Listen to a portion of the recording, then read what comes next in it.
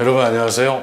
자, 이번 시간은 6학년 1학기 5단원부터 8단원까지입니다.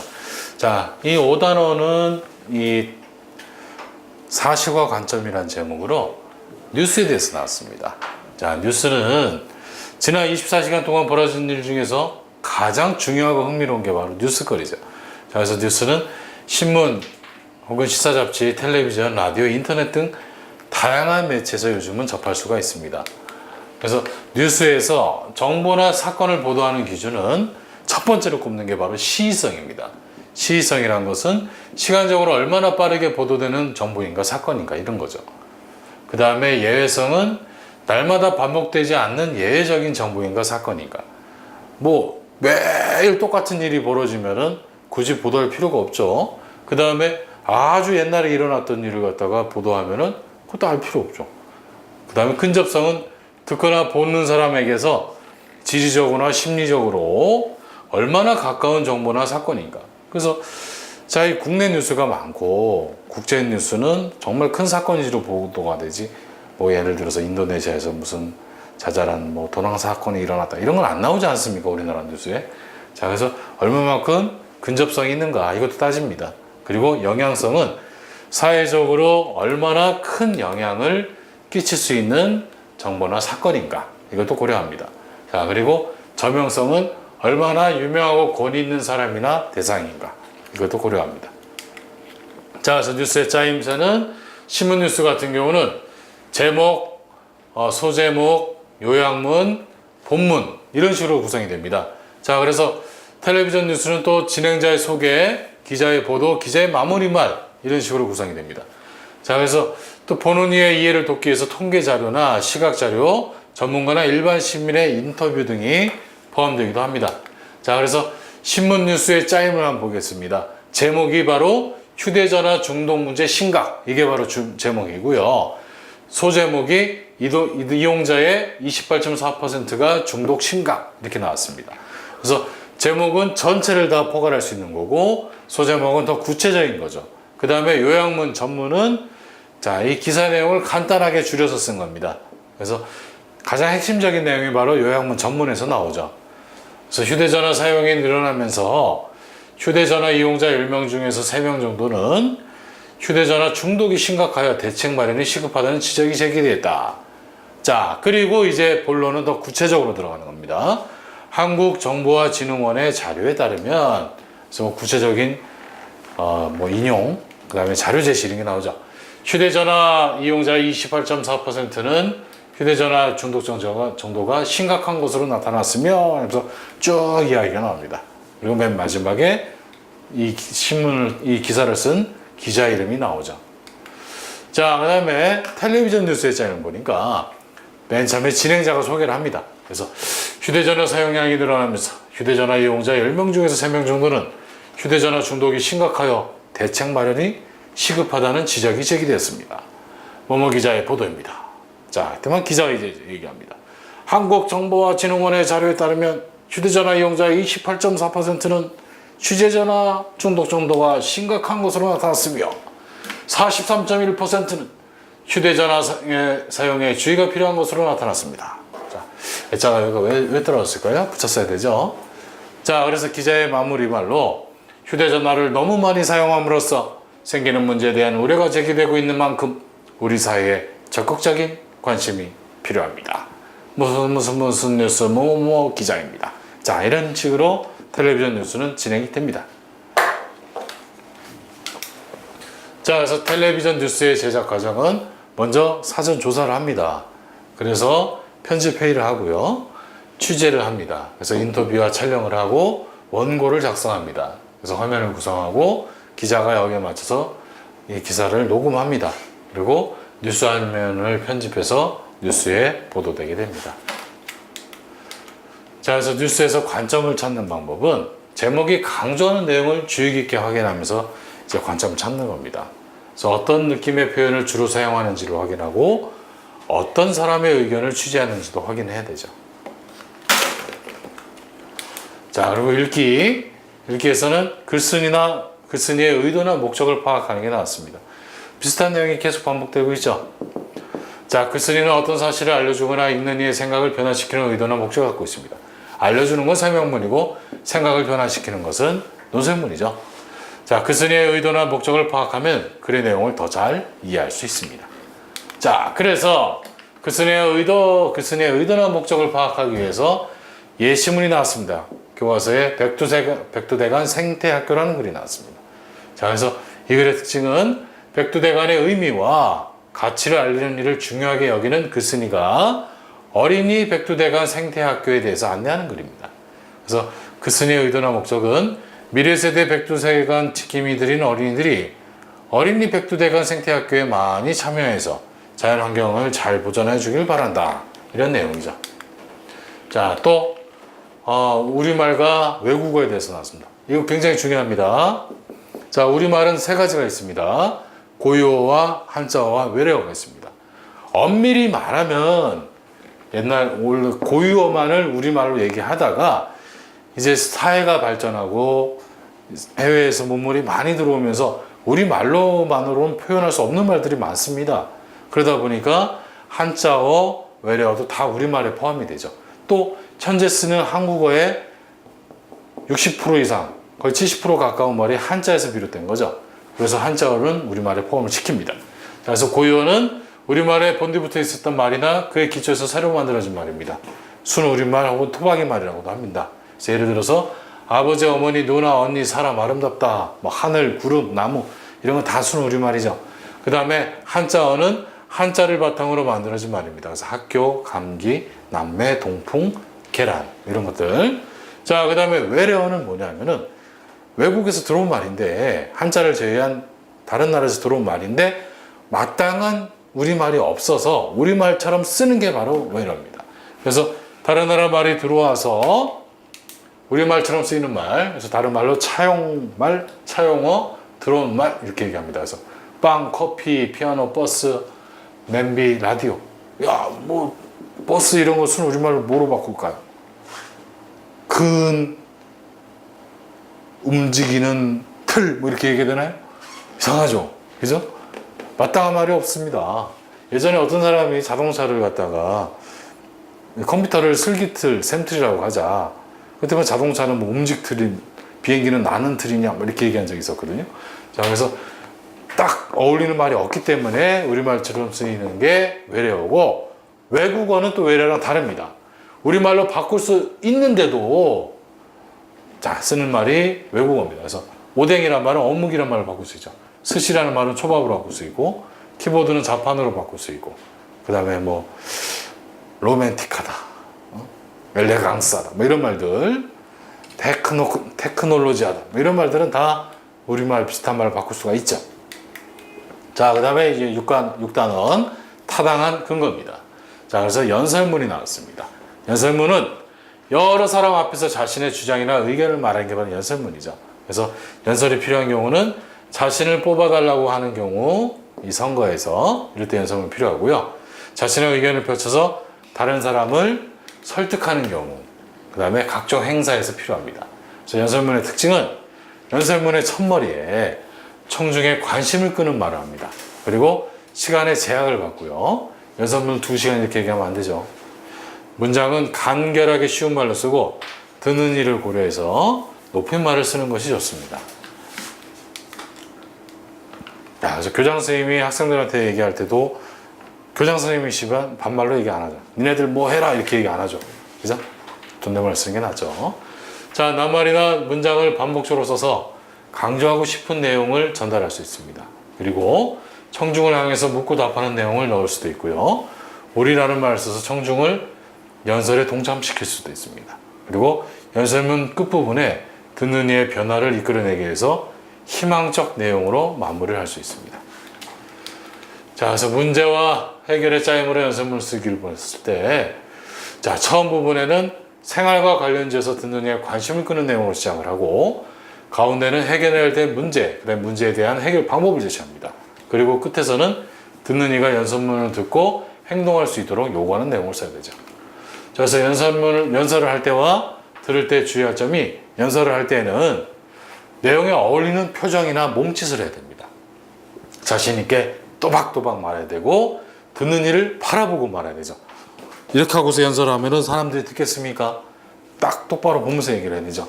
그리고 정해진 시간을 지켜서 말해야 됩니다. 자, 연설을 들을 때에는 연설을 하는 사람의 주장이 무엇인지를 파악하고요. 문제와 해결 방법이 알맞는지를 또 확인해야 됩니다. 그리고 좋은 의견에 대해서는 적절히 반응을 하면서 들어야 되죠.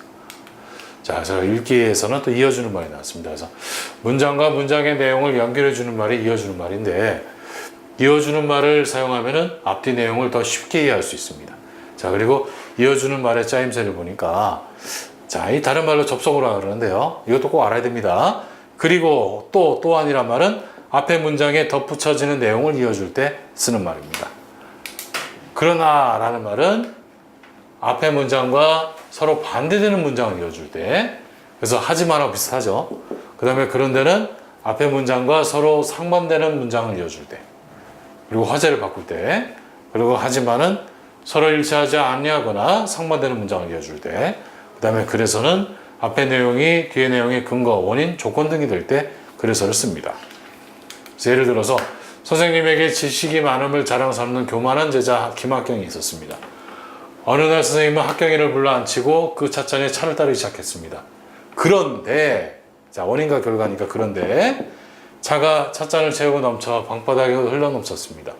보다 못한 학경이가 말했습니다. 선생님, 잔물이 넘쳐 방바닥을 망칩니다.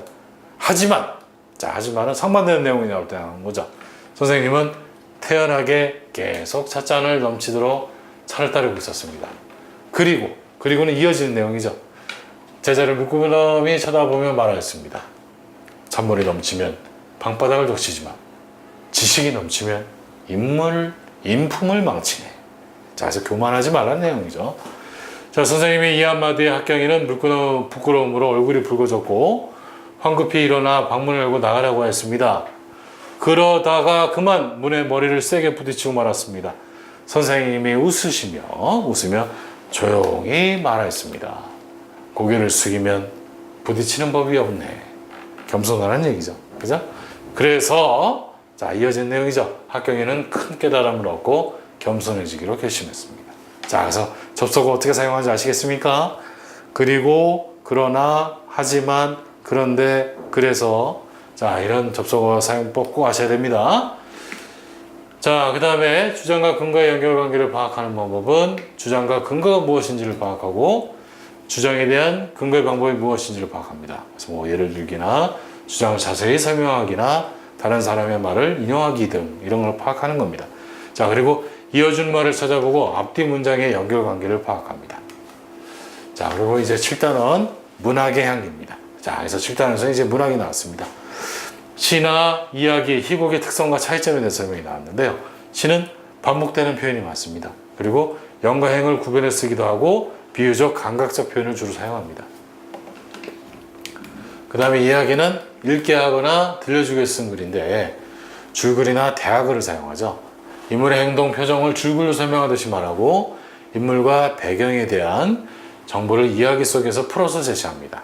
그리고 인물의 말을 큰 따옴표로 나타내고 장면 묘사나 그 쓴의 생각이 줄글로 표현이 됩니다.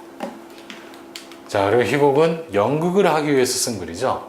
해설, 지문, 대사로 구성이 되어 있습니다. 그래서 인물과 배경에 대한 정보를 해설로 나타내는데 인물의 말을 큰 따옴표 없이 대사로 나타냅니다. 그리고 인물의 행동, 표정 등을 지문으로 나타냅니다. 자, 그래서 서로 바꿔 쓰는 것도 알아두셔야 되는데 교과서에는 그런 내용이 실렸습니다. 근데 기출문제에 소설을 희곡으로 바꿔 쓰는 그런 문제가 나온 적이 있습니다. 그래서 이거는 구체적인 거는 예상 문제를 통해서 많은 것을 갖다가 접해볼 수 있도록 하겠습니다. 자, 그 다음에 읽기는 비유적인 표현이 있습니다. 그래서 비유적인 표현이란 하나의 사물이나 현상을 다른 비슷한 사물의 현상에 빗대서 표현하는 건데 앞에서 나왔었죠. 직유법. 그래서 뭐뭐처럼 뭐뭐같이 뭐뭐듯이 뭐뭐 있냐 이런 말이 들어가면 직유법입니다. 그래서 수박처럼 할 때 처럼 나뭇잎같이 할 때 같이 하얀 구름인 듯 할 때 인듯 인양 같은 말입니다. 자, 엄마의 마음은 바다인 양 넣을 때 할 때 인양 이런 말이 들어가면 직유법입니다. 그 다음에 무엇은 무엇이다, A는 B이다 이렇게 표현하는 게 은유법이라고 말씀드렸죠. 그래서 목련꽃은 잎이다, 내 동생은 왕자, 엄마의 마음은 바다다. 이런 식으로 무엇은 무엇이다 이렇게 표현하는 게 의인법. 의인법은 사람이 아닌 것을 사람이 하는 것처럼 표현하는 게 바로 의인법입니다. 그래서 수박 씨앗이 콕콕 웃었답니다. 수박이 웃었답니다. 말이 안 되는 거죠. 그죠? 그래서 이런 거는 의인법이죠. 자, 꽃이 나를 보고 웃는답니다. 이것도 의인법이죠. 자, 그 다음에 비유적인 표현의 특성 및 효과를 알아봅시다. 비유적인 표현을 읽으면은 두 대상 사이의 공통점을 찾을 수 있습니다. 그리고 시의 장면이 마음속에 쉽게 떠오르고 생생한 느낌이 듭니다. 또 일상생활에서 고사성어를 비유적 표현으로 사용할 수 있고 복잡한 상황을 생생하고 구체적으로 전달할 수도 있습니다. 자, 그 다음에 이제 8과 보시겠습니다. 8과는 함께하는 마음이라는 제목인데요. 배려하는 말하기가 나왔습니다. 그래서 배려하는 말하기가 왜 필요하냐 하면은 상대방과 사이좋게 지내고 상대방과 대화가 잘 이루어지도록 하기 위해서 배려하는 말하기가 필요하죠. 그래서 배려하는 말을 할 때의 태도는 상황에 알맞는 표정이나 몸짓을 지어야 됩니다. 그래서 부드럽고 정다운 말투로 말하고 듣는 이의 처지를 생각하면서 말해야 되죠. 그래서 상대방을 배려하는 말은 첫 번째가 친밀감 확인하기입니다. 그래서 상대방과 가까운 사이라는 느낌이 들도록 말합니다. 그래서 너는 둘도는 내 친구잖아. 이렇게 얘기했을 때 뭐 상대방이 나를 확 때리거나 그러진 않겠죠. 기분이 좋아지겠죠. 그다음 요약하기는 상대방이 하는 말을 잘 듣고 내가 한 말의 요점을 간추려서 말하면은 상대방에게 말하면서 상대방이 확인하는 말입니다. 그래서 그러니까 뭐라는 말이지? 이런 식으로 하는 거죠. 그 다음에 공감하기는 상대방의 감정이나 의견, 주장 따위에 자신도 그렇게 느낀다고 동의하는 게 그런 게 바로 공감하기입니다. 그래서 그럴 때는 기분이 좋았겠구나 이런 식으로 공감하는 겁니다. 그 다음에 격려하기는 상대방에게 용기나 의욕을 붙드는 거죠. 그래서 넌 잘할 수 있을 거야. 자, 이런 거는 격려하기입니다. 그래서 상대방을 배려하지 않는 말은 빈정거리는 거, 그래서 뭐 은근히 비웃는 태도로 하는 거, 탓하는 거, 그래서 핑계나 구실을 삼아서 상대방을 나무라거나 원망하는 거, 그다음에 따지는 거, 그래서 문제가 되는 말을 상대방에게 캐물어서 대답을 요구하는 거, 그다음에 비교하는 거, 그래서 다른 사람과 비교해서 상대방의 부족한 점을 나무라는 거, 마지막으로 위협하는 거, 그래서 상대방이 힘으로 오르고 협박하는 말입니다. 다 안 좋은 거죠. 그래서 사람을 해치는 말은 날카롭기가 가시와 같다. 한마디 말로 사람을 해치면 그 고통스러움이 칼로 베는 듯하다. 자, 또 붙여쓰기를 해야 되죠. 고통스러움이 칼로 베는 듯하다. 그래서 명심보감에서 말의 중요성을 얘기하고 있습니다. 그래서 상대방을 배려하는 말을 해야 한다는 말을 강조한 거죠. 자, 그 다음에 읽기에서는 이제 웃음을 주는 글의 표현이 나왔습니다. 그래서 사실보다 부풀려서 나타내는 과장된 표현이 많이 사용됩니다. 그래서 예상 밖의 결말이나 재치 있는 표현으로 웃음을 주죠. 그래서 자, 이 글 같은 경우도 굉장히 재밌는 글인데요. 생선과의 대화라는 글입니다. 그래서 생선이 싱싱하지 않다는 것을 과장해서 표현해가지고 웃음을 주는 글입니다. 그래서 한 손님이 살 생각을 않고 조개 한 마리를 지켜든 채 이리저리 살피며 킁킁 냄새를 맡고 있었습니다. 보기에도 좀 안 좋아 보이는 거죠. 싱싱해 보이지 않는 겁니다. 그래서 마음이 불편해진 생선가게 주인이 짜증스럽게 말했습니다. 살려면 빨리 살리지 사지도 않을 생선 냄새는 왜 맡고 그 야단이요? 그러면 손님이 말했습니다. 냄새를 맡는 것이 아니랍니다. 귓속말로 바다 소식을 물어본 거예요. 이렇게 얘기했더니만 자, 이 재미있는 말에 주인이 목소리 기분이 풀린 거죠. 누그러뜨리고 물었습니다. 조기가 뭐라고 합니까? 그랬더니만 손님이 능청스럽게 답했습니다. 바다를 떠난 지 하도 오래돼서 최근 소식을 알 수 없답니다. 자, 이건 무슨 얘기입니까? 생선이 싱싱하지 않다는 얘기죠. 그죠? 바다를 떠난 지가 오래됐다는 것은 싱싱하지 않다는 얘기죠. 자, 그래서 웃음을 주는 표현과 글까다. 자, 귓속말로 바다 소식을 물어본 것 뿐이에요 라고 말한 것은 생선을 살펴보던 손님이 자신이 생선의 냄새를 맡는 것이 아니라 생선과 대화를 한 것이라고 능청스럽게 대답하면서 웃음을 준 거죠. 그죠? 자, 그래서 재치 있는 표현입니다. 자, 그리고 바다를 떠난 지 하도 오래돼서 최근 소식을 알 수 없답니다. 자, 이것은 생선이 싱싱하지 않다는 것을 사실보다 부풀려 과장돼서 표현해가지고 웃음을 주는 거죠. 그죠? 자, 그래서 웃는 표현은 과장을 통해서 혹은 재치 있는 표현을 통해서 웃음을 준다. 이런 거 알아두시기 바랍니다. 자, 이상으로 8가까지의 설명을 마치겠습니다. 자, 교과서 내용이 이렇게 봤을 때는 과연 이런 게 문제로 나올까 싶은 것들이 있는데요. 자, 5가부터 8가까지에서는 특히나 이제 시, 소설, 희곡의 특징 이런 것들이 기출문제에 나왔었습니다. 그래서 그걸 갖다 염두에 두시고 다시 한번 확인해 보시기 바랍니다. 자, 긴 시간 수고하셨습니다. 감사합니다.